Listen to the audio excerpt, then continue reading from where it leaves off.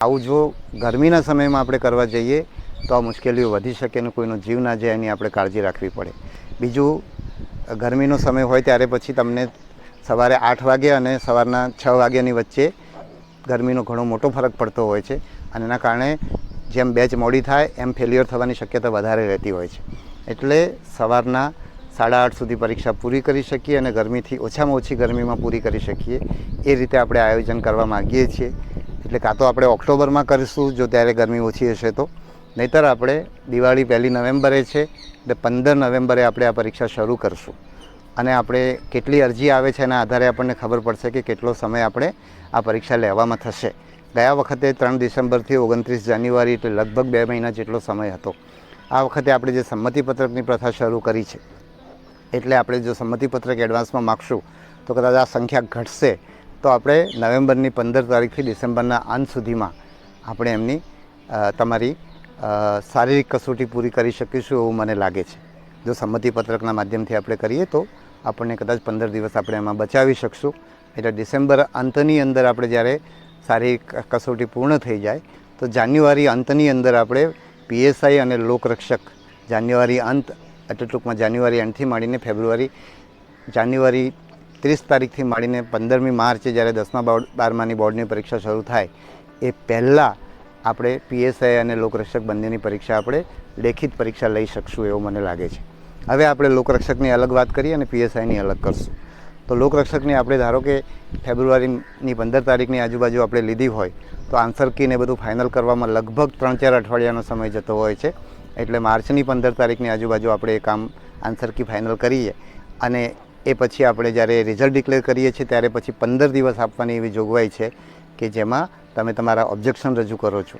એટલે માર્ચની 30 તારીખ આવી ગઈ અને જ્યારે આપણે માર્ચની 30 તારીખની આજુબાજુ આપણે ફાઇનલ પરિણામ જાહેર કરીએ અને દસ્તાવેજ ચકાસણીની કામ કરવાની અંદર એના કોલ લેટર ઇસ્યુ કરવાના થાય છે જેની અંદર 10 દિવસનો સમય જતો હોય છે અને દસ્તાવેજ ચકાસણીની અંદર લગભગ 15 દિવસ જેવો સમય જતો હોય છે અને દસ્તાવેજ ચકાસણી થઈ ગયા પછી પરિણામ જાહેર કરવામાં એટલે આજે 30મી માર્ચે આપણે પરિણામ જાહેર કરીએ તો 30મી એપ્રિલ સુધીમાં આપણે એ પ્રક્રિયા પૂરી કરીએ અને મેમાં આપણે ફાઇનલ મેરિટ લિસ્ટ આપીને લોકોને નિમણૂક પત્ર આપી શકીએ એવું અત્યારે જે આયોજન અમારું છે એ પ્રમાણે આ રીતે. હવે PSIની વાત કરીએ તો PSIની પણ 15 ફેબ્રુઆરીની આજુબાજુ આપણે પરીક્ષા લઈએ તો એની અંદર 2 પેપર છે. એક જે ભાગ છે ઓબ્જેક્ટિવ ટાઈપ છે અને બીજો નિબંધલક્ષી છે. એક હેતુલક્ષી છે, બીજો નિબંધલક્ષી છે. હેતુલક્ષી પરીક્ષાની અંદર જે લોકો પાસ થાય એના નિબંધલક્ષી પ્રશ્નપત્રો તપાસવાના છે. એટલે નિબંધલક્ષી પ્રશ્નપત્ર એટલે કે ગુજરાતી અને અંગ્રેજીનું પ્રશ્નપત્ર કે જેમાં તમને લાંબુ લખવાનું છે અને એનું એટલે કે આપણે 15 ફેબ્રુઆરીની આજુબાજુ એ પરીક્ષા લઈએ તો આપણે એની અંદર પણ આન્સર કીને બધું ફાઇનલ જે હેતુલક્ષી પ્રશ્નપત્ર છે એની આન્સર કી આપણે ફાઇનલ કરીએ એટલે 15મી માર્ચ સુધીમાં આપણે એનું પહેલા ભાગનું પરિણામ જાહેર કરીએ અને એમાં જે લોકો પાસ થયા છે એના પછી નિબંધલક્ષી જે પ્રશ્નપત્ર ગુજરાતી અંગ્રેજી ભાષાનું છે તપાસવાનું થાય.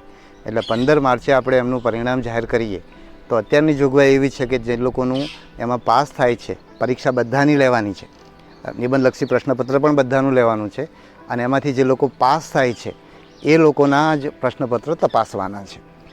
બરાબર. અમે સરકારને લખ્યું છે કે આને 2 ભાગમાં પરીક્ષા લઈએ, હેતુલક્ષી પરીક્ષા લઈએ અને હેતુલક્ષીમાં જે લોકો પાસ થાય એવું એ લોકોની જ નિબંધલક્ષી પરીક્ષા લેવાની થાય તો અમે ઝડપથી કરી શકીએ અને એમાં જેટલા લોકો પાસ નથી થયા એ લોકોના પ્રશ્નપત્રો એ લોકોની જવાબ વહીઓ અલગ કરી અને બાકીનાની લેવાની જે છે એ બાકીના પ્રશ્નપત્રો તપાસવાની જે પ્રક્રિયા છે એની અંદર જે સમય લાગે એ સમય આપણે બચાવી શકીએ.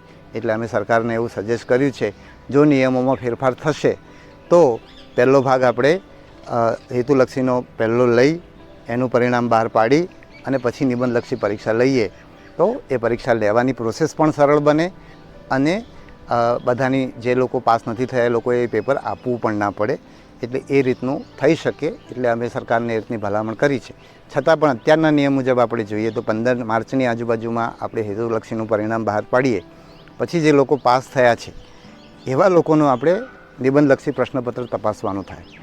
ગયા વખતનું PSIનું જે પરિણામ છે એ પ્રમાણે 40% લોકો 40% ઉપરના જે માર્ક્સ ગણીએ તો ગયા વખતે 1 લાખ લોકોએ પીએસઆઈની પરીક્ષા આપી હતી, એમાંથી 40% ઉપર લગભગ 41,000 લોકો હતા. એટલે કે 40,000 લોકોનું નિબંધલક્ષી જે ગુજરાતી અંગ્રેજીનું પેપર છે તપાસવાનું થાય. જીપીએસસીની અંદર વર્ગ 1-2ની જે પરીક્ષા લેવામાં આવે છે, જેની અંદર 2500ની આજુબાજુ વિદ્યાર્થીઓ હોય છે અને 6 પેપર હોય છે, એટલે 30,000 લોકોની પરીક્ષાના પ્રશ્નપત્રો તપાસવામાં એમને 4 મહિના અથવા એનાથી વધારે સમય થાય છે.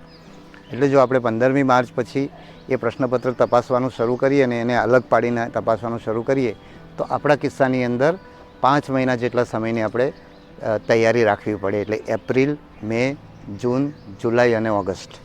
એટલે મોડામાં મોડા ઓગસ્ટ મહિનામાં આપણે એમનો પ્રશ્નપત્ર તપાસી અને ઓગસ્ટના અંતમાં આપણે એમનું પરિણામ આપી શકીએ એવું અત્યારે જણાય છે. અને પછીનો 1 મહિનો જે છે એ આપણે એમનું ડોક્યુમેન્ટ વેરિફિકેશન કરવાનું થાય. એટલે એક આ મુદ્દો આપણે આ રીતે ટૂંકમાં આ બંને પરીક્ષાઓ લઈ શકાય એવું અત્યારે અમને દેખાય છે. એટલે ઉમેદવારોને ખ્યાલ આવે કે એમણે કઈ રીતે તૈયારી કરવી. પછી બીજો મુદ્દો ઉમેદવારોના મનમાં એક એવો પ્રશ્ન થાય છે કે પીએસઆઈનું પરિણામ તમે બહાર પાડો તો એમાં એ લોકો જે લોકરક્ષકમાં પાસ થયા હોય એ લોકો પીએસઆઈમાં જાય અને લોકરક્ષકની જગ્યા ખાલી રહે. આ વખતે એમનું ઉમેદવારોનું જનરલી કહેવું છે કે 1,000 જેવી જગ્યા, પણ એ પીએસઆઈની કારણ નહીં. પીએસઆઈની આ વખતે 1300ની આજુબાજુ જગ્યાઓ હતી, તો એટલી જગ્યાઓમાંથી લોકરક્ષકમાં પાસ થયા હું માનું છું 150-200 હશે, મને અત્યારે યાદ નથી આંકડો, પણ આ વખતની પીએસઆઈની આપણી જગ્યા બહુ ઓછી છે. એટલે 50 લોકો કે બધીને 100 લોકો આમાં પાસ થાય, એટલે એટલી જ જગ્યાઓ ખાલી રહે. એટલા માટે પ્રતીક્ષા યાદી કે બહુ જગ્યાઓ ખાલી રહી જશે એ વિચાર કરવાનો રહેતો નથી. અને એના કારણસર લોકરક્ષકની પરીક્ષાનો વિલંબ કરવાની જરૂર નથી.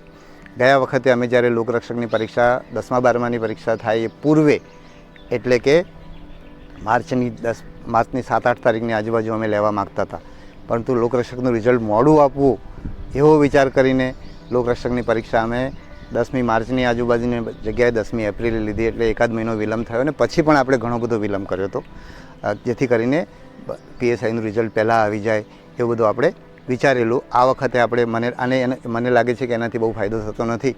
10,000 લોકો 3-4 મહિના સુધી એનું રિઝલ્ટની રાહ જોવે એના કરતાં 1000 જગ્યાઓ ખાલી રહીને આવતા વર્ષે ભરાય વધારે સારું છે. પણ આ વખતે એ પ્રશ્ન રહેતો નથી, કારણ કે પીએસઆઈની જગ્યાઓ ઘણી બધી ઓછી છે. તો આ એક બીજો મુદ્દોની વાત થઈ ગઈ. ત્રીજી વાત એમની ઉમેદવારો, કારણ કે આપણે અત્યારે એપ્રિલની અંદર આ ફોર્મ લઈ રહ્યા છીએ, એટલે એ લોકોએ અત્યારે પરીક્ષા આપી દીધી છે અથવા આપી રહ્યા છે, એટલે સ્વાભાવિક રીતે એમને લાલચ થાય કે અમને પણ આ પરીક્ષાની તક મળે. અને જ્યારે આપણે તરત જ શારીરિક કસોટી લઈ રહ્યા નથી અથવા તો ભરતીની આગળની પ્રક્રિયા તરત જ શરૂ નથી કરી રહ્યા, તો આવા ઉમેદવારોને પણ તક મળે એ માટે આપણે વિચારી શકીએ. વિચારવાની અંદર સૌથી પહેલાં અમે જીપીએસસીનો સંપર્ક કર્યો, કારણ કે એની અંદર છેલ્લા વર્ષની પરીક્ષા આપેલી હોય એ લોકો અરજી કરી શકે છે. તો એ કઈ રીતે થાય છે તો અમે જોયું તો એમને ત્યાં લગભગ 10-12 કે મને ખ્યાલ છે ત્યાં સુધી 13 જેવી પરીક્ષાઓ એવી છે કે જેની અંદર પરીક્ષા નિયમોની અંદર જ એવી જોગવાઈ છે.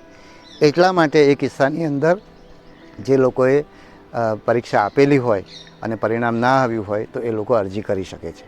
આપણા ભરતી નિયમોમાં એ જોગવાઈ નથી. એટલે 4 એપ્રિલથી 30 એપ્રિલ, એટલે 30મી એપ્રિલે છેલ્લા દિવસે જેના હાથમાં જે પણ પ્રમાણપત્રની આવશ્યકતા હોય એ પ્રમાણપત્ર હોય એ જ લોકો આ પરીક્ષા આપી શકે. એટલે 30મી એપ્રિલ સુધીમાં જે લોકોએ 12મું અથવા ગ્રેજ્યુએશન લોકરક્ષક અને પીએસઆઈ માટે પાસ કર્યું હોય એ લોકો આ અરજી કરી શકે. બાકીના લોકો ના કરી શકે એ બહુ સ્પષ્ટ છે. એટલે આવા ઉમેદવારો રહી ના જાય એટલા માટે મેં એવો વિચાર કર્યો છે કે ઓગસ્ટ-સપ્ટેમ્બરમાં આપણે જ્યારે ઓક્ટોબરમાં કે નવેમ્બરમાં શારીરિક કસોટી લેતા હોય એ પૂર્વે આપણે ફરીવાર એકવાર એપ્લિકેશન મંગાવીએ તો આવા જે ઉમેદવારો છે કે જે અત્યારે પરીક્ષા આપી રહ્યા છે એ લોકો પાસ થઈ જાય અને એમને ફાયદો થાય. હવે આમાં તમે વિચારો કે જે લોકો અત્યારે આપણે ધારો કે ઓક્ટોબરમાં જ કે ઓગસ્ટમાં જ જો આપણે ફોર્મ મંગાવ્યા હોત તો અત્યારે કેટલાક લોકો એવા હોત કે જેની ઉંમર વધી જાત, એ લોકો તકથી વંચિત થઈ જાત. હવે આપણે જો ઓગસ્ટમાં ફોર્મ મંગાવીએ છીએ તો એ લોકો તકથી વંચિત થતા નથી. જે લોકોએ અત્યારે પરીક્ષા આપી છે એ લોકોને વધારાની તક મળે છે. એક તમે પીએસઆઈમાં કેટલાક લોકોની રજૂઆત આવે છે કે અમને લોકોને 21 વર્ષ પૂરા થયા નથી એટલે અમને તક મળતી નથી. તો એવા લોકો છે કે જેના ઓગસ્ટમાં 21 વર્ષ પૂરા થાય એ લોકોને પણ તક મળી જશે. એટલે આ એક આવું વિચાર્યું.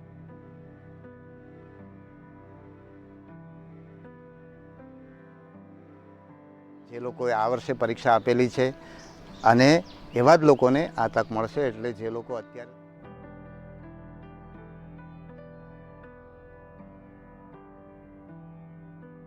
કેટલા દિવસ સુધી રાહ નહીં જોવાની. ગયા વખતે પણ લોકરક્ષકમાં મને યાદ છે કે છેલ્લા દિવસે ઘણા લોકો રહી ગયા હતા. એટલે છેલ્લે કોઈ એક્સટેન્શન મળશે નહીં. જે લોકો અત્યારે લાયક છે એ લોકો વહેલા મારી તકે ફોર્મ ભરી દે. જે લોકોએ પરીક્ષા આપી છે એના માટે મારી સમજ છે કે ઓગસ્ટમાં અમે એક વિન્ડો ખોલીશું અને એ લોકો ત્યારે અરજી કરી શકશે. ધારો કે કોઈ અત્યારે સ્નાતકની પરીક્ષા આપી છે, લોકરક્ષક માટે લાયક છે, તો એણે અને લોકરક્ષકની ભરતીમાં એ ભાગ લેવા માગે જ છે, તો અત્યારે એણે લોકરક્ષકનું ફોર્મ ભરી દેવાનું રહેશે. માત્ર સ્નાતકનું ફોર્મ એટલે કે PSI માટેનું ફોર્મ જ એને ભરવા માટે ઓગસ્ટમાં તક મળશે. એટલે એક આ બીજી વાત થઈ ગઈ. તો આ મુદ્દાની પણ હવે તમને સ્પષ્ટ સમજ થઈ ગઈ હશે. એટલે એવા ઉમેદવારો કે જેમને ઓગસ્ટમાં અત્યારે 12માની પરીક્ષા કે સ્નાતકની પરીક્ષા આપી દીધી છે, તો એમણે પણ જો આગળ આ ભરતીમાં ભાગ લેવો હોય તો એમને તક મળવાની છે, તો એ લોકો એમનો અભ્યાસ કરવાનો ચાલુ કરી દે. ઓનલાઈન ઓફલાઈન પરીક્ષા વિશે ઉમેદવારો પૂછતા હતા, એટલે એ નિર્ણય પણ અમે ઝડપથી કરી દીધો છે, જેથી ઉમેદવારોને પરીક્ષાની તૈયારી કરવાની ખબર પડે. અમે કર્યો છે આ રીતે વિચાર કરીને કર્યો છે કે ઓનલાઈન પરીક્ષા અને ઓફલાઈન પરીક્ષા બંને પરીક્ષામાં સલામતીની ઘણી બધી ધ્યાન રાખવાનું હોય છે. એટલે કોઈ એવું માનતું હોય કે ઓનલાઈન પરીક્ષા બહુ સલામત છે અને ઓફલાઈન પરીક્ષા સલામત નથી, તો એવું નથી. ઓનલાઈન પરીક્ષાની અંદર પણ ઘણી બધી કાળજી રાખવાની હોય છે અને ભૂતકાળની અંદર ગુજરાતમાં એવી ઘટનાઓ આપણે ત્યાં બનેલી છે, અન્ય રાજ્યોમાં પણ બનેલી છે. એટલે એ પણ બહુ કાળજી માગી લે છે. એટલું જ નહીં, પરીક્ષા કેન્દ્રોમાં, ઓફલાઈન પરીક્ષા કેન્દ્રમાં સરકારી તંત્ર એમાં કામે લાગેલું હોય છે અને અમને એ સરકારી તંત્ર પર વધારે ભરોસો છે. જ્યારે ઓનલાઈન પરીક્ષાની અંદર એ આપણે કોઈ કંપનીને આપીએ છીએ જેમાં સરકારની ભૂમિકા ઓછી રહેતી હોય છે. બીજું, લાંબા સમય સુધી એ પરીક્ષા ચાલતી હોય છે. લાંબા સમય સુધી એની પરીક્ષા કેન્દ્ર પર પણ સલામતી રાખવી વધારે મુશ્કેલ થાય છે, એવી મારી સમજ છે. એટલે એ રીતે પણ. ત્રીજું, ઉમેદવારોને એક સરખા પ્રશ્નપત્રો નથી મળતા, એ ઉમેદવારીની જે રજૂઆત છે એ રજૂઆત દૂર થઈ જાય. ચોથું, ઓનલાઈન પરીક્ષાઓ પણ સારી રીતે JEE બધી પરીક્ષાઓ લેવાતી હોય છે, પણ એના જે પ્રશ્નપત્રની ગુણવત્તા માટે એમણે જે માળખું આખું એમણે જે તૈયાર કર્યું હશે, મેં એ બધાનો અભ્યાસ કર્યો છે. એટલે એવું માળખું અત્યારે આપણી પાસે ઉપલબ્ધ નથી. એટલે આપણે કોઈ પ્રાઇવેટ એજન્સીને પ્રશ્નપત્રો બનાવવા આપીએ અને એમાં અપડાઉન બધાની ડિફિકલ્ટી લેવલ સરખું હોય ના હોય, એના કારણે ઉમેદવારોમાં જે